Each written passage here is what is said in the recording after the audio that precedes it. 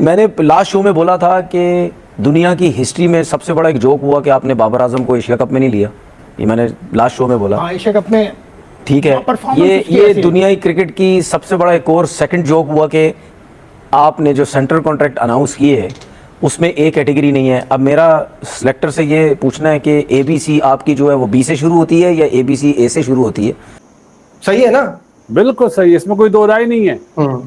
लेकिन इसमें से अगर इजाजत है तो एक चीज ऐड करूंगा। बिल्कुल बिल्कुल बिल्कुल है कि मुल्क में सैलाब के बाद अब ये लग रहा है कि पाकिस्तान में सैलाब अपने साथ ए कैटेगरी के क्रिकेटर भी बहा कर ले गया। जहां तक मैंने पढ़ा है कभी ऐसा नहीं हुआ कि किसी बोर्ड ने कोई सेंट्रल कॉन्ट्रैक्ट अनाउंस किया हो और वहां पर ए कैटेगरी का क्रिकेटर ही ना हो। एक हैरत की बात है, मैं जब से क्रिकेट कवर कर रहा हूं, जब से कैटेगरीज देख रहा हूं कि ए कैटेगरी के काबिल कोई भी नहीं है खिलाड़ी। इसका मतलब यह है कि पाकिस्तान क्रिकेट जवाल की तरफ गामजन है। यही तो मैं समझना चाह रहा हूं आपसे। मुझे लग रहा है कि ये सेंट्रल कॉन्ट्रैक्ट ना इन प्लेयरों के साथ डिसरिस्पेक्ट है इनकी, जिस कैटेगरी में रखा है और इन्होंने परफॉर्मेंस की हुई है, खेले हैं, ठीक है। आप एक कैटेगरी कैसे खत्म कर सकते हैं? आप रखे जरूर, मेरा मानना है कि आप रखे कैटेगरी में, अनाउंस करें, पैसे कम कर दें, कट कर दें थोड़ा सा। परफॉर्मेंस नहीं है ना, 8वें नंबर पर टीम चली गई है, 9वें नंबर पर टीम चली गई है, आप कट करें। आप कैटेगरी खत्म करनी वो मेरी समझ से बाहर है। जो हमारे बेस्ट प्लेयर हैं उनको आप नीचे लेके आए हैं। कैटेगरी तो अपनी जगह मौजूद है मगर उसमें कोई क्रिकेटर ही मौजूद नहीं है। वनडे टीम के मौजूदा कप्तान मोहम्मद रिजवान और साबिक कप्तान बाबर आजम को ए कैटेगरी से निकाल दिया गया है और उन्हें अब बी कैटेगरी में जगह दे दी गई है, जबकि फास्ट बॉलर शाहीन आफरीदी को गुज़िश्ता बरस ही ए कैटेगरी से बी कैटेगरी में रख दिया गया था।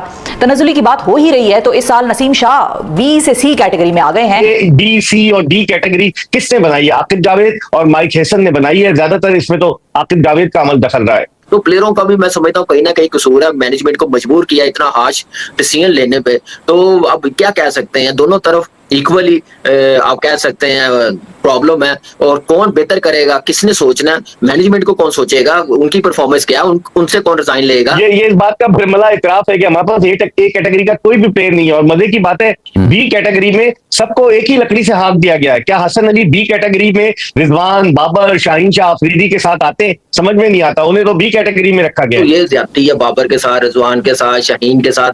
फिर ऐसे जंप मारे हैं जो खेल नहीं रहे, जो फिट नहीं है, उनको हाई कैटेगरी दी हुई है बी। जैसे अब टॉप पे बी है ना, ये तो खत्म हो गई है, कोई प्लेयर नहीं है। तो मुझे समझ नहीं आई क्या माइंडसेट के साथ सेंटर कॉन्ट्रैक्ट अनाउंस किया। और मुझे लग रहा है जैसे टीम एशिया कप की अनाउंस की है ना, बगैर सोचे समझे, आगे का सोच के, इवेंट का सोच के ऐसे सेंटर कॉन्ट्रैक्ट अनाउंस किया। What about Mohammad Rizwan? अच्छा, मतलब उनकी क्या वाइट बॉल के डेज आर ओवर? मैं उस तरफ आने लगा। हाँ, आप वो वाहिद क्रिकेट बोर्ड है जो अपना तमस्खुर खुद उड़वाता है, क्योंकि टेक्निकल वनडे के कप्तान हैं, T20 के नहीं है। आपकी पाकिस्तान टीम के ये हालात हैं कि जो टेस्ट क्रिकेट का कप्तान है उसकी टेस्ट क्रिकेट में जगह नहीं बनती, जो वनडे इंटरनेशनल का कप्तान है उसकी वनडे इंटरनेशनल में जगह नहीं बनती। बिल्कुल बिल्कुल बिल्कुल।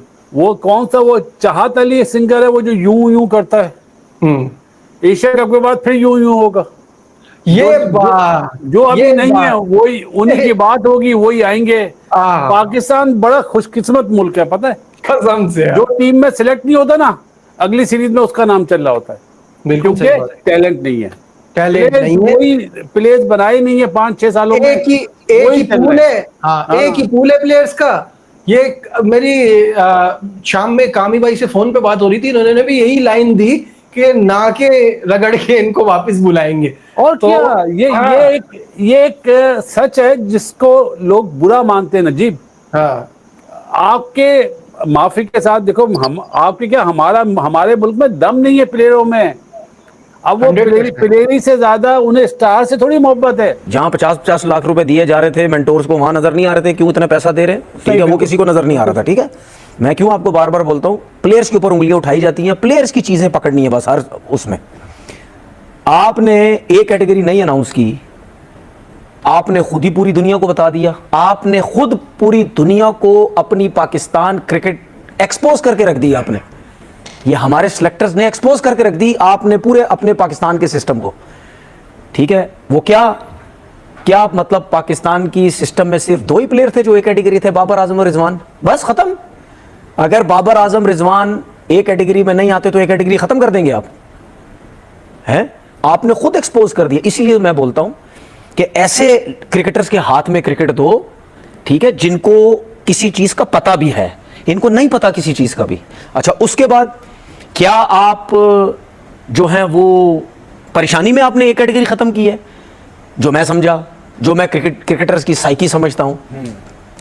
सबसे बड़ा प्रेशर इनके ऊपर यह था कि बाबर आजम रिजवान को इन्होंने जो एशिया कप से बाहर किया, आगे पीछे हर जगह से प्रेशर आया भाई, पूछ रहे लोग क्यों भाई, क्यों बाहर किया? जावेद भाई का मैंने ठीक है, क्यों बाहर? मेरे ख्याल है कहीं यूनुस खान ने भी कहीं बात की है शायद। उसका मैंने सुना नहीं, हफीज ठीक का है। मैंने सुना, लेकिन हफीज का मुख्तलिफ था। सुने। लेकिन जावेद भाई का कुछ और था। सुने, ठीक है, तो कामरान अकमल ने भी सपोर्ट किया। सही है। मैं तो आपको कह चुका हूं भाई, दुनिया का जो भी बड़ा प्लेयर अगर वो कह देना इनकी जगह T20 में नहीं बनती, आप जो बोलेंगे मैं 50 दफा बोल चुका हूं। ठीक है, आपने क्या आप घबरा गए? आपने एशिया कप से बाहर किया, जो मैं समझ रहा हूं घबरा गए हैं आप। सुन तो ले, सुन तो आप घबराए हैं, सुन तो ले। देखिए, अच्छा सुन ले, मैं पूरी घबरा गए, सुन ले, किससे डर गए? बाबर आजम से घबराए आप, बाबर सोशल मीडिया से घबराए हैं आप। हाँ, सोशल मीडिया से घबरा सकते हैं। बाबर आजम सोशल मीडिया से अगर आप सोशल मीडिया से घबराए हैं तो फिर आप बाबर आजम से घबराए हैं ना भाई। आप एक कैटेगरी खत्म कर रहे हैं, एक तो आपने एशिया कप से बाहर निकाला, सुन तो ले। सोशल मीडिया का स्टार, सोशल मीडिया के स्टार नहीं है, इससे आप अंदाजा लगाएं कि वो उसकी रेपुटेशन क्या है। उसने क्रिकेट जो है उसमें भी यही हो रहा है, तो कहां से बेहतर होगी क्रिकेट यार। और जो ये सोशल मीडिया वाले, मुझे अफसोस होता है उन पे कि वो, मतलब मैंने एक चीज बोली कि बाबर आजम 3 छक्के नहीं मार सकता सीधे फास्ट बॉलर। सही है, वो लोगों ने प्रोग्राम कर दिए। अरे भाई पहले पूछ तो लो मैंने बोला क्यों है। और बाबर मेरे साथ इन टच है अभी तक। उसने मुझे अपनी वीडियोस भेजी कि मैं ये प्रैक्टिस कर रहा हूँ बॉलिंग मशीन पे। मैंने पागल हो तो बॉलिंग मशीन का तो पता ना, यहाँ पे आएगी टिप्पा मार दो आंख बंद करके। तो उसमें मैंने ये वीडियो बनाई थी। अब जो ये माइक हैसन आया, वो क्या प्रैक्टिस करा रहा है बाबा को, ऐसे सीधे मारने की शेडो प्रैक्टिस जिसको मैं बोलता हूं। तो नेट पे तो फास्ट बॉलर जो होते हैं ना, जैसे शहनशाह अफरीदी है, हारिस लोग, इन्हें प्रैक्टिस करे सीधा मारने की, ऊपर से टपाने की। वो चीज मैंने बोली थी, लोग पता नहीं किस तरफ ले जाते हैं। कैटेगरी में शामिल है, जिस बी कैटेगरी में बाबर आजम भी शामिल है। ये हैरत की बात है। तो इससे यही पता चलता है कि पाकिस्तान में या तो टैलेंट खत्म हो गया है या फिर खामोशी से धीरे धीरे इंतकाम लिया जा रहा है। मेरी सरकार में पहुंचे तो सभी एक हुए। मगर ये बताएं कि ये जो सेंट्रल एक कॉन्ट्रैक्ट है, एक कैटेगरी, उसके पैसे कोई काफी ज्यादा है, 65 लाख। मैं तो पानी भरा है मुंह में। खेलना शुरू कर देगा। दोस्तों, पाकिस्तान के पीसीबी बोर्ड में आए दिन नए नए कारनामे होते रहते हैं। जैसा कि हाल ही में एक वाकया हो गया। दोस्तों, आपको बता दें कि पाकिस्तान के पीसीबी बोर्ड ने पाकिस्तान के मेन प्लेयर बाबर रिजवान को पहले एशिया कप से बाहर कर दिया और फिर बाद में उनको सेंट्रल कॉन्ट्रैक्ट से भी बाहर कर दिया। यानी कि बाबर रिजवान को जो सैलरी मिल रही थी बोर्ड की तरफ से, वो भी दोस्तों उन्होंने खत्म कर दी। दोस्तों, उन्होंने तो A क्लास कैटेगरी ही हटा दी, जिससे दोस्तों पाकिस्तानी मीडिया और पाकिस्तान के क्रिकेटर पूरी तरह बौखला चुके हैं। अब दोस्तों, इसके बारे में आपका क्या कहना है? अपनी राय कमेंट्स में जरूर बताना और चैनल को सब्सक्राइब करना मत भूलना।